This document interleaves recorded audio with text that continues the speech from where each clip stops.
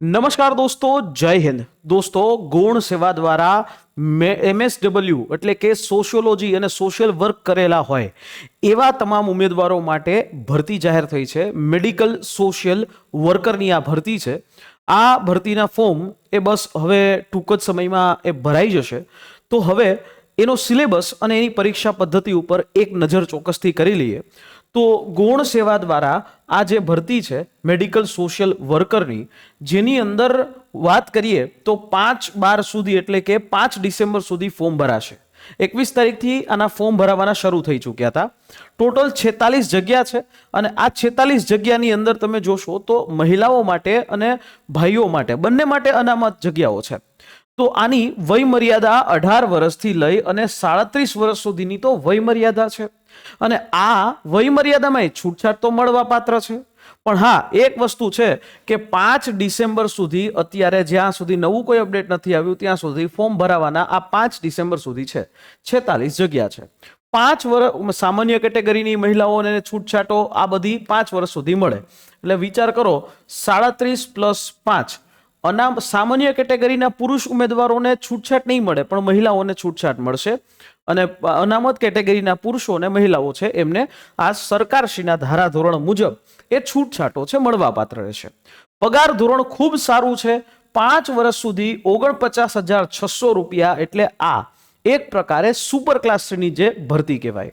5 વર્ષ સુધી તમને આ ફિક્સ પગાર 50,000 રૂપિયા ઓલમોસ્ટ બરાબર. અને એના બાદ તમને પે મેટ્રિક્સ લેવલ 7 એટલે તમારો પગાર જ્યારે આ મેટ્રિક્સ ઉપર, આ બેઝિક ઉપર આવશે એટલે ત્યારે બીજા બધા ભથ્થાઓ થઈ 60,000 પ્લસથી શરૂ થશે. અને તમે જ્યારે ઇન સર્વિસમાં 5 વર્ષ પૂરા કરશો ત્યારે લગભગ 2032-33 છે એ હશે.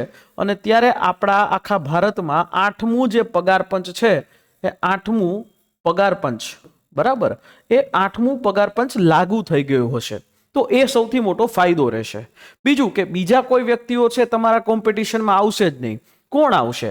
તો કે જે લોકોએ master of social work, psychiatry બરાબર MSW કર્યું હોય, માસ્ટર ઓફ સોશિયલ વર્ક કર્યું હોય, master of arts in social work છે MA કર્યું હોય સોશિયલ વર્કમાં, એવા લોકો ફોર્મ ભરી શકશે.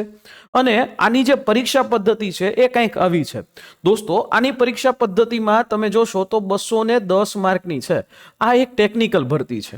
MCQ વાળી આ પરીક્ષા થશે. આ પરીક્ષા છે એ CBRT થી થશે. CBRT એટલે કે કમ્પ્યુટર બેઝડ રિક્રુટમેન્ટ ટેસ્ટ, આવી રીતે થશે.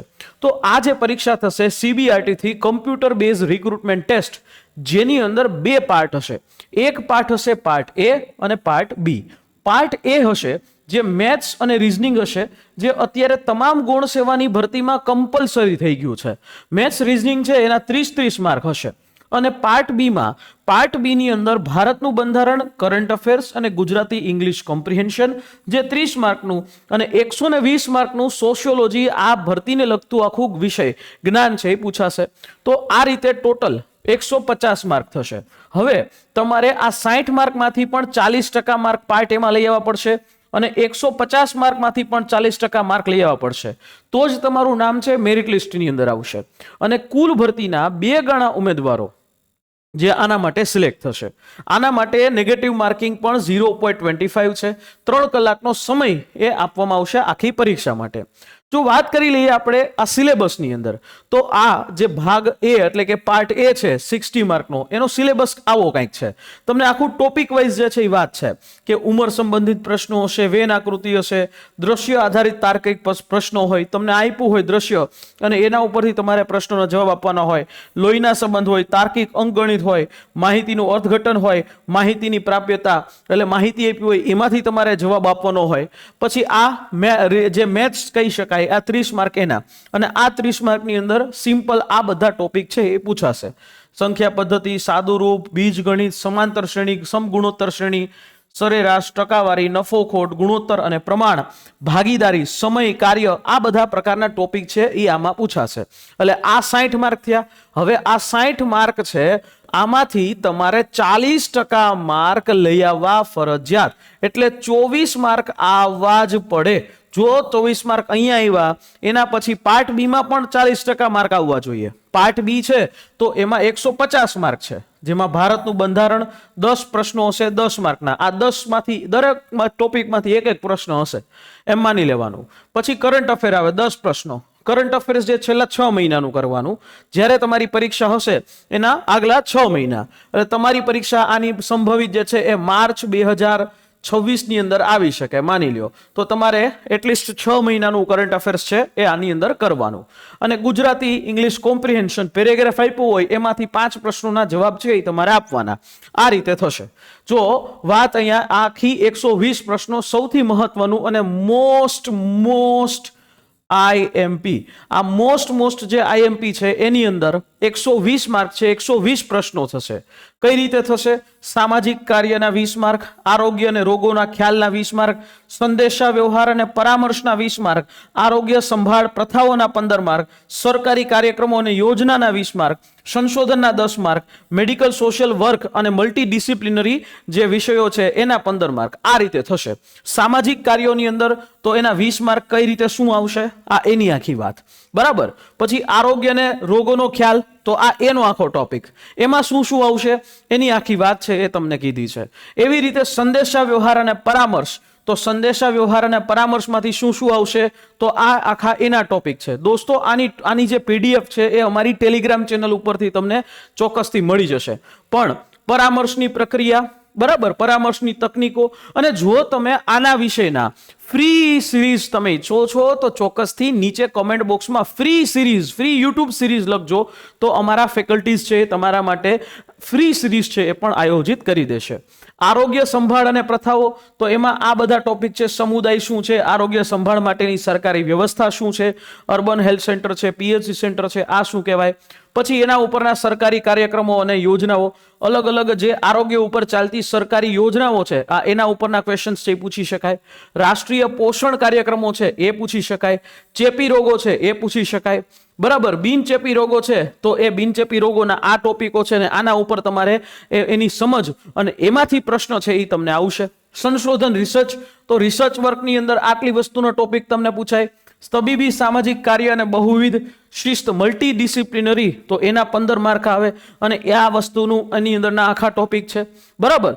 આ 120 માર્ક થાય, આ 120 માર્ક, બરાબર. એટલે ટોટલ થયું 150 માર્ક. આ પાર્ટ બી, આમાંથી તમારે 40% માર્ક લેવા ફરજિયાત, એટલે 60 માર્ક આવે ને અહીંયા ત્યારે તમારું નામ મેરિટ લિસ્ટમાં આવે. હવે 46 જગ્યા છે અને આ 46 જગ્યા માટે ફોર્મ પણ લિમિટેડ એ ફેરાયેલા હશે. અને અહીંયા આવતું સેશન હું એ જ કરીશ કે કેટલા ફોર્મ ભરાયેલા છે, જેથી કરીને તમને આઈડિયા આવે, જેથી કરીને તમને ખબર પડે કે કેટલા લોકોએ ફોર્મ ભરેલા છે. તો આના માટે તમે ચોક્કસથી જોડાઈ શકો છો અમારી આ સ્પેશિયલ બેચની અંદર. આ બેચ લાઈવ આવશે. આ બેચની અંદર આખું 150 માર્કની સહિત 210 માર્કની તૈયારી તમને કરાવવામાં આવશે. અને કારણ કે આ ભરતી એવી છે કે અહીંયા તમને ચોક્કસથી કોઈ એક્સપર્ટના માર્ગદર્શનની જરૂર રહેશે. બીજું કે આમાં શું તમને એક્સ્ટ્રા મળશે, તમને આની અંદર એક્સ્ટ્રા કે આમાં ટેસ્ટ સિરીઝો મળશે. તમને જે સબ્જેક્ટ વાઇઝ ટેસ્ટ સિરીઝ છે, ટોપિક ટેસ્ટ સિરીઝ છે અને ફૂલ મોક ટેસ્ટ સિરીઝ છે. જેવી રીતે એ સીબીઆરટી છે તમારું, એવી રીતે અમારું પણ આખું જે ટેસ્ટનું પોર્ટલ છે ડિઝાઇન કરેલું છે TCS દ્વારા.